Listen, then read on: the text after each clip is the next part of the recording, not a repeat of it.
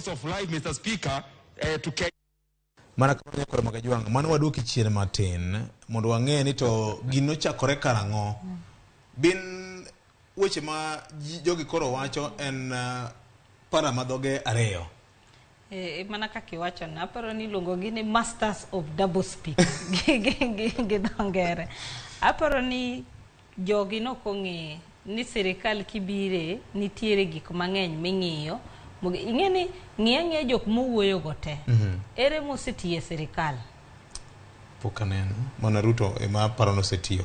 kaka jalub jatend migawo koro ing'eni kata wan kaka watiyo kae kidonje sirikal tiyudo ka gik moko timang'o opogore emomiyo wacho gani nyaka ibed gi advisor manyisi ni ei sirikal kama kaka gik moko timo nade itimo ndalo moko na weyo gi Matere Kereri to nonyisa ni ndalo manoyier Kibaki 2002 ni neno kane ntiere wach mar MOU manochacho kabisa mane nako ji no winjore to MOU no ne ni nyaka gi list ma jok manitimo ang'owa indike sirikal to wacho ni ka Kibaki no biro momiye advice monyise ni machecha ne mar campaign kanigo campaign to mato sani sirikal itimo ang'owa itayo kama to Kibaki no chikre kanjiri mineno kamane mane split mar nako timo ang'owa ochakre kiwacho ni ato gik ma ne giwinjore to en owacho ni kama no bete kalure gi advice mano migi nitiere jok manok nyal timo ang'owa donjo tie sirikal to kinyal dhi mondo inyis jopiny ni ing'eni kama kaka ne owinjore lakini koro kaka no wachnwa ok timre kawadoke gima madwa wacho awacho ni king'iyo jok mawuoyo gi ing'eni iwacho ni sani koro ma extension mar Ruto nikech ne gidonjo 2013 Uhuru tiko mare higni 10 iwacho ni kumi yako kumi yangu onge gima nyalo loyowa e bunge ka achiel kuom gik mane gikadho mane neno kaka ne bunge olokre mochacho ne security amendments laws kane waya e bunge mane gine kane pok wadhi e campaign jok mage manche yuak kabisa mar chikno dong'ne gin jo Kenya Kwanza achiel mawuoyo gi dong'ne mane gi yuak kabisa magiwacho ni sirikal ni o weaponize security to chikno gine mane gitimo ang'owa gine mane gikadho koro adwa nyisi gi dhok mar working constitution governor na James Orengo kane en e Senate kane wacho ni koro mako matek e Senate to nyiso former senator Beth Mugo onyise ni Nyaugenya ing'e gimomiyo waluongre kamano kuma ne wae kane watimo ang'owa wamanyo demokrasi chik ok losi ni loso sani chik ing'iyo godo ang'owa mbele nikech chik onego bed ni loso makolware lweta duini to in safe ok nyal timo ang'owa ok nyal hinyi lakini king'iyo sani na wacho ni kawuono adwa loso chik ne VOJ we VOJ ohinyre to kiny tachiewo tayudra kane tie VOJ atimra nade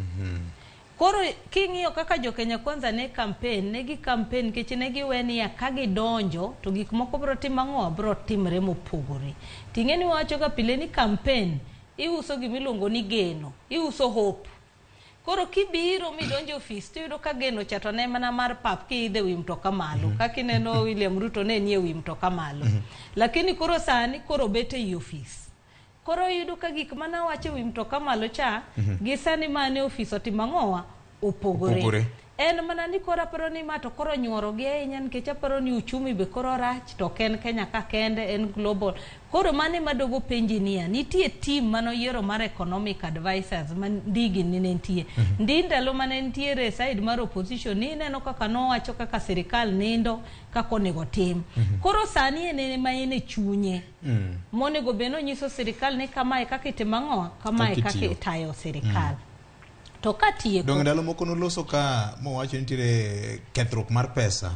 mane mado wacho ni katieko to king'iyo sirikand ni nitiere extravaganza mang'eny e sirikand ni nyochi neno kata nyocha ne ng'ane okuoyo pesa di mar mtokni Rigathi Gachagua almost $400,000 gi wiye prime cabinet secretary mabe wacho ni ghost worker ano kawacho yema wacho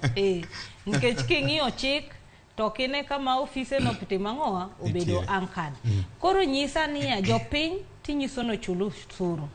to ofisi to nigi ji madhe 100. CSS dono wacho ni kik donjo office, kik chamo osara, kik tigi mondo mag sirikal. To pod giwuotho. 51. Nyoche neno ka pod wacho nyaka ni gitimo ang'owa, pod giwuotho kendo gitimo tije sirikal, kendo ineno ka gidhi nyaka loka gini. Kendo giromo gi ji ma gikelo timo ang'owa investors e piny. Koro mane ma penji niya, koro jopiny, mane sirikal mar bottom up, mar jopiny kadhi malo. To koro chal ni jopiny manoyiero bottom up mani nyiso nusuru rache ma koro rito koro jok motimo ang'owa manitiere godo. Emomiyo ineno ka koro ni wacho ni sani ithuo joma nigi payslip gi joma onge go. Nitie mbunge moro ma Kiminini kai nyocho penjo niya, civil service king'iyo sani kitimo audit, joma nie civil service sani, it's an aging population. Manyiso ni gin jok mang'eny gi gin igni 50 gi wiye. Idwa nyisa ni jok ma igni 50 gi wiye gi ne pok ogero utegi. Ma ng'ama ong'e ni dhi retire. Iwacho niya ni mondo idwa ni mondo okan pesa igni 7 mondo tim ang'owa eko yud ot. Ma ng'ama dhi retire ma maybe nosechako pangre chon kong'e maber ni igni madongo do tim ang'owa tin. Koro manyiso ni pesa ni be koko kano igni 7 gi be odhi ai sulu kamano. Koro